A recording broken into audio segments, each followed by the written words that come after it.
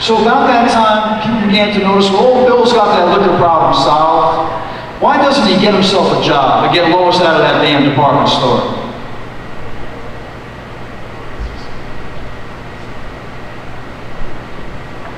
Well, that's exactly what I did.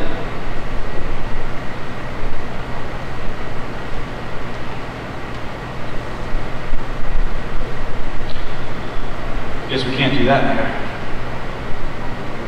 Someday somebody's going to find out that these things aren't any good for us. Did you hear the one about one of our members who was so anonymous his sponsor didn't even know he was in the program? I got a couple of laughs. Okay, enough of that. On with the story.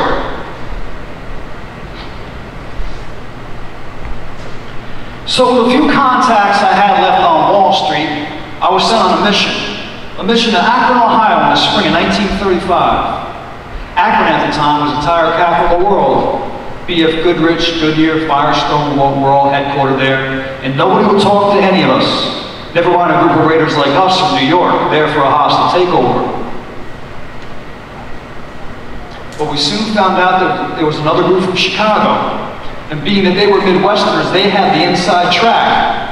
And that deal went south and went south fast. And my fair weather friends beat it back to New York and left me in Akron holding the bag.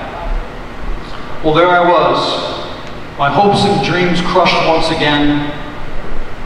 I would never become a president of a small tire company. I had $10 in my pocket. $10 at that time was enough to be king for a day, never mind president of a small tire company. And as I stood in the lobby of that Mayflower Hotel, I began to pace. At one end of the lobby, I noticed a bar.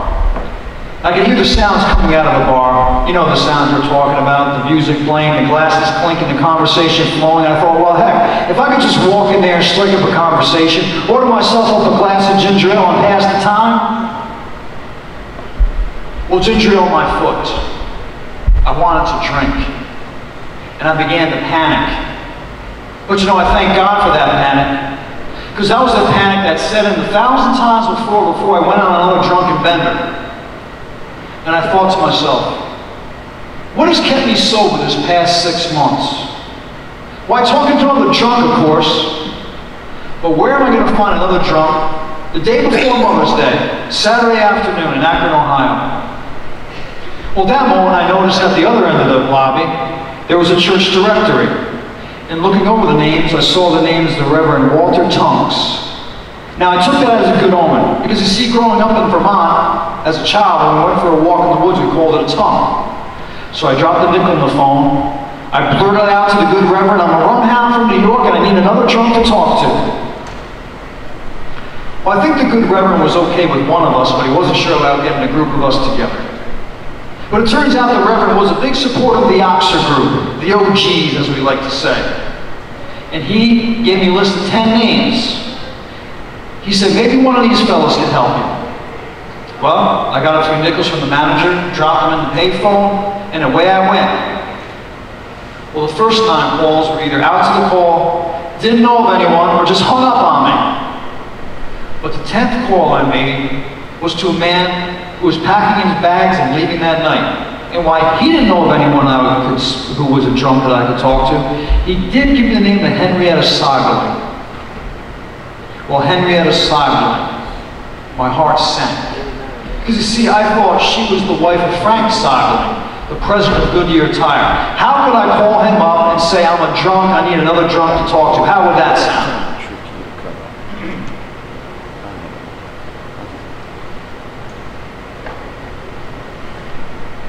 Well, my fear overcame my shame and I made that call.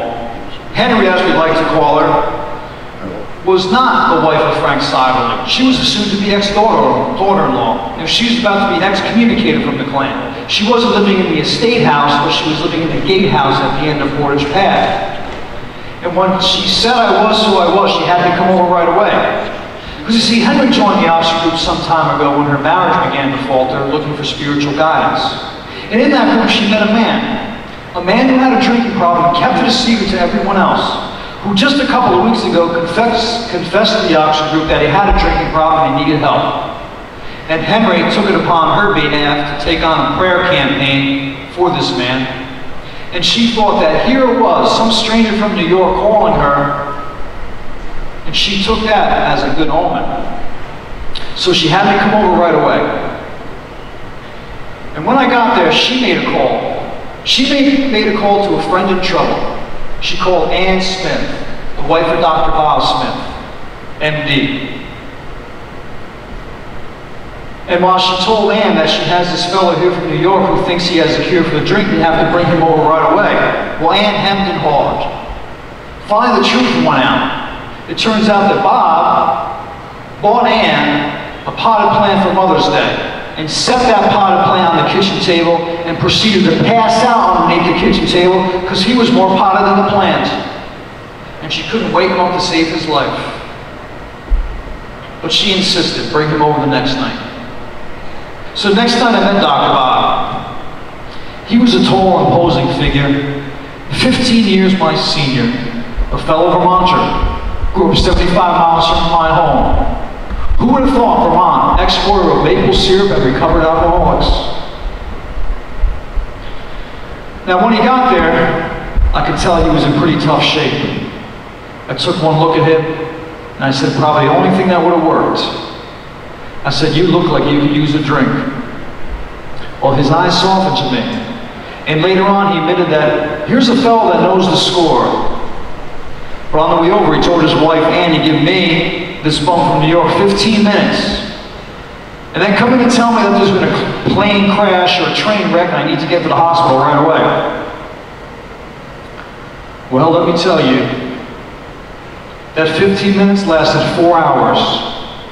Neither Bob or I can tell you exactly what we talked about. But remembering Ebby's comments at the kitchen table and what Dr. Silkworth told me, I told my drinking story, blow by blow, dollar by dollar, and how helping him at the same time can help me. Well, Bob was quite impressed, even about the disease of alcoholism, even though he was a doctor. And at the end, he asked Ann if I could stay and help him get sober. Well, I figured Lois wouldn't miss me and I was virtually unemployed. I pretty much moved into that house on Akron Avenue, or Ardmore Avenue in Akron, Ohio. I'll never forget the hospitality that they showed me in those early days. Every morning, we would pray and meditate for about an hour, then go about our business of the day. Ann would go about the business of the household with the kids, Bob Jr. and Sue. I would try to revive the proxy guild, and Bob would go about his practice, a practice that was devastated because of his drinking. His surgery skills was renowned as his drinking skills. You see, Bob was a proctologist, and there was a running joke in town that when you went to see Bob, you put your ass on the line. He only had privileges to practice in the Akron City Hospital. He had an office in a downtown commercial building, but like I said, pretty well devastated because of his drinking. And that secret he had, well, everybody knew. Well, things are going along fine. One day, Bob announces that he's on his way to Atlantic City for the American Medical Association convention. Well, neither Ann or I thought that that was a good idea. But Bob insisted. He said, I haven't missed one in 38 years. I'm not going to start now. Well, he later admitted that he began to drink as soon as the train pulled out of the station. We found him in the suburbs of Akron, unable to get himself back. Found an ex-nurse and her husband to nurse him back to health, and they called Ann and I. At that moment, I thought, you know, this thing isn't going to work. I might as well just pack it in and go back to New York. I was disheartened, to say the least. But the only thing that kept me there was that Bob had an important operation to perform, and he was in no shape to do it. We had 3 days to get him ready. So I broke out my famous hangover cure. Cold sliced tomatoes, sauerkraut juice, and Karo syrup poured directly down your throat. It did the trick, trust me. Well, the day came, we dropped Bob off at the hospital. He says, I'm ready. I thought to myself, well, I hope you're ready. We just spent 3 days getting you there. Well, the operation was a success. The patient lived. But we waited all day for Bob. 12 o'clock, 3 o'clock, 5 o'clock, no sign of Bob.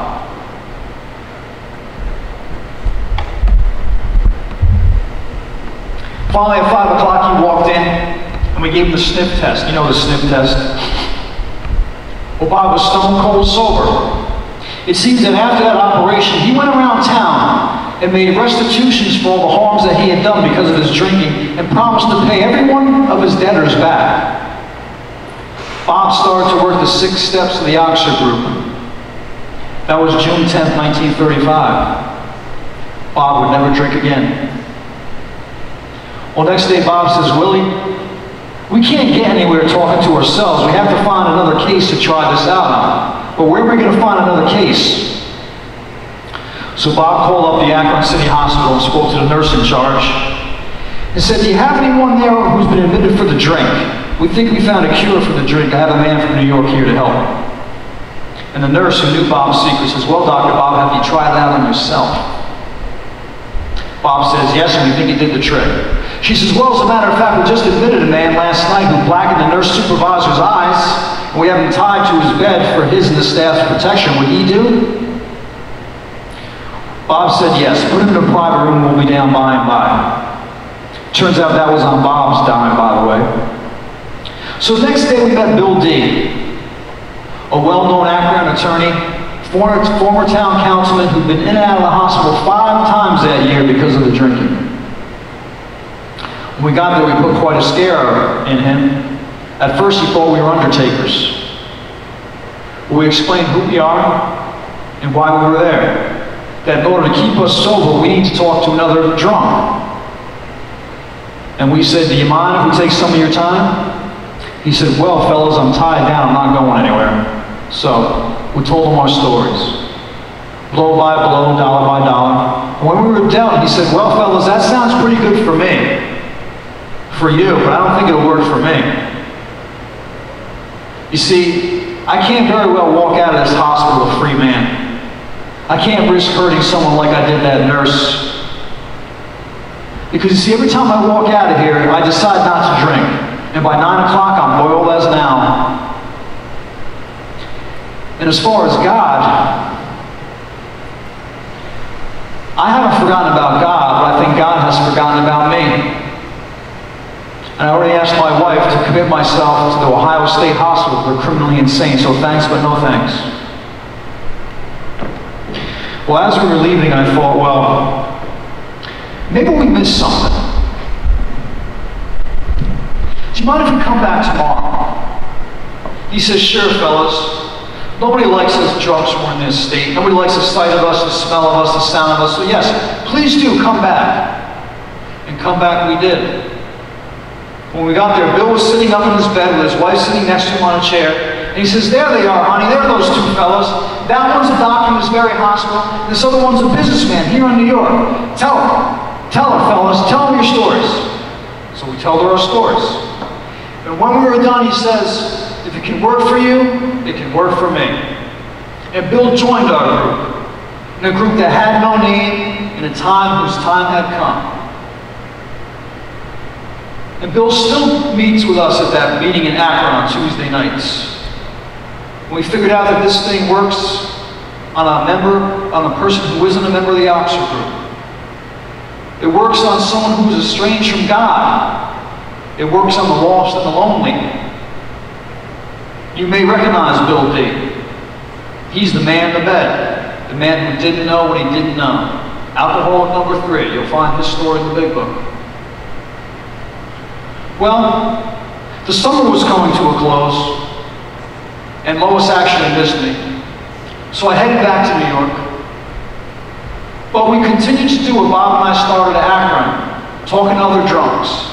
We'll never know how many we talked to, surely several thousand.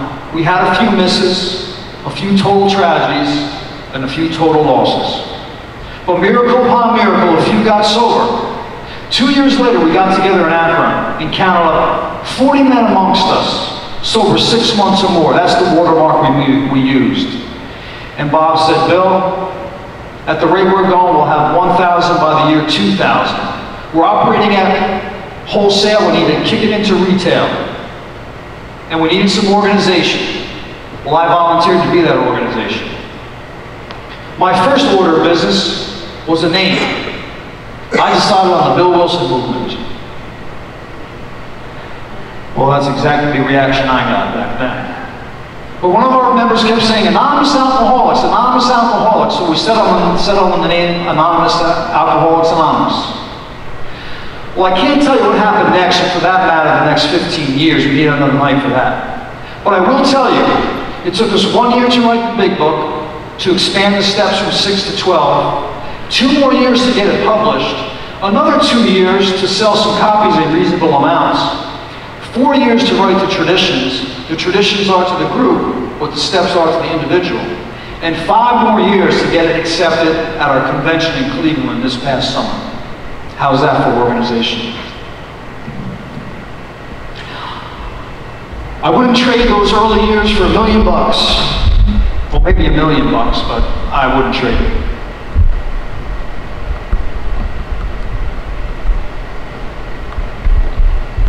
I will tell you, this book and the steps it contains is merely a suggestion. We don't claim to know all the answers, but stay close, because more will be revealed.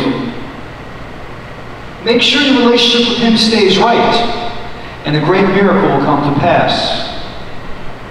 You will have yourself a spiritual awakening as a result of these steps. What is a spiritual awakening, you ask? Well, it's when you begin to think, feel, and act in a way you never thought possible. When your life you're living is not a dead end, but that you're actually going places. And you find yourself in the possession of a degree of tolerance, honesty, love that you never thought yourself possible, in some way made yourself ready to receive this gift. How do you make it ready? How do you make yourself ready to receive this gift? Well, allow me to show you the path that we took. We realized that we could not rid ourselves of this alcoholic obsession until we admitted we were powerless over it. And being we could not do that by ourselves, we had to find a power greater than ourselves to do that for us, and to turn our life and our will over to that power. Then we had to seek out the obstacles to keep us from sobriety, the emotional, spiritual, physical obstacles. We had to take inventory, and then quit this deadly business of living alone and talk it over with another person. And then we had to stop our stubborn holding on to our character defects and shortcomings and ask God to remove them under the condition of the day if He could or would. Then we had to make restitutions for all the harms that we had done, unless of course it would offend someone.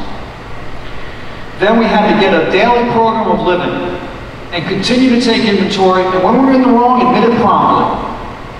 And if there was a God worth knowing who helped us get sober, then He was worth knowing through prayer and meditation.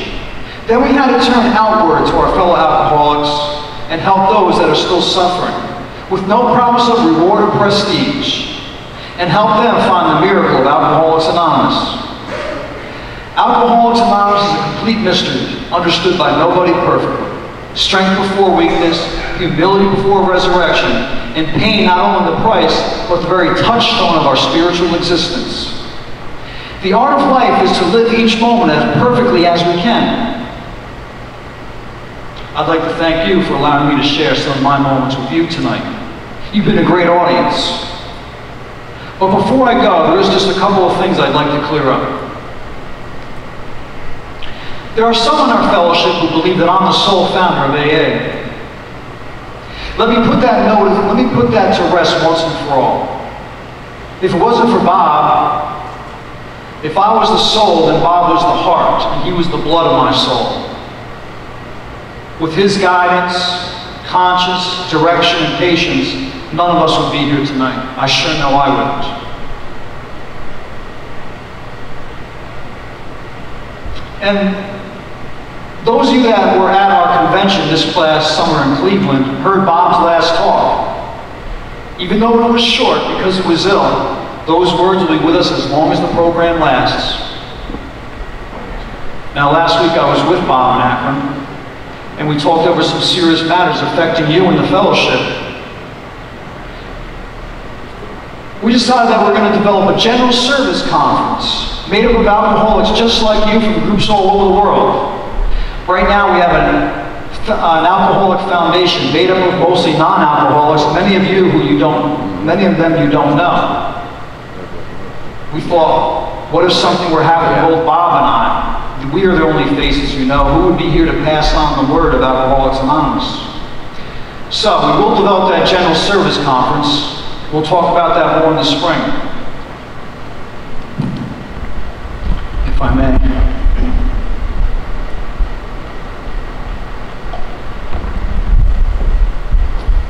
But when I was with Bob last week, even though he was gravely ill, I knew I had all of his attention discussing these serious matters. And when we were done, he walked me down the steps to his hall closet, and he pulled out this hat. He says, "Here, Bill, put this on. It's raining out. I don't want you to catch cold. We got a lot of work to do." Well, I couldn't believe my luck. I wanted this hat from the first moment I laid eyes on it 15 years ago. I tried to swipe it on more than one occasion, but Lois always made me give it back. I couldn't believe my luck that there I was getting handed it tonight by Bob. And as I made my way down the steps, I turned and looked at my best friend, a man I never had a hard word with. And he looks at me and he says, "Bill, don't louse this thing up. Keep it simple. Keep it simple, Bill." He's been telling me that for 15 years. And as I turned to go, I realized right now, at this moment, that he knew it would be the last time I would see him. And if I knew that, I never would have left. Because you see, it wasn't raining that night. He simply found a way to pass it on to me. So thank you, good night, God bless, and happy anniversary.